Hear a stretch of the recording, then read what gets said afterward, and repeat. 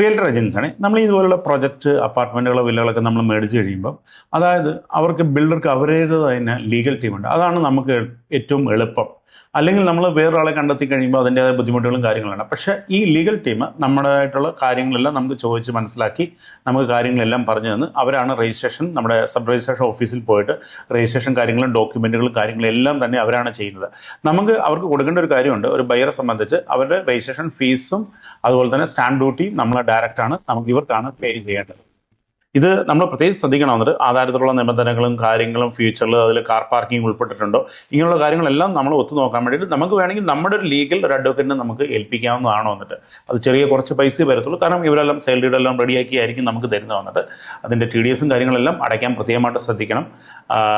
ഇങ്ങനെയുള്ള കാര്യങ്ങളെല്ലാം ചെയ്തതിന് ശേഷം നമ്മുടെ ലീഗൽ ടീമിനെ ഏൽപ്പിക്കാവുന്നതാണ്. ഇതുപോലുള്ള ഉപകാരപ്രദമുള്ള വീഡിയോകൾക്ക് ഞങ്ങളുടെ വീഡിയോ സബ്സ്ക്രൈബ് ചെയ്യുക, ഷെയർ ചെയ്യുക, ലൈക്ക് ചെയ്യുക, കമൻറ്റ് ചെയ്യുക.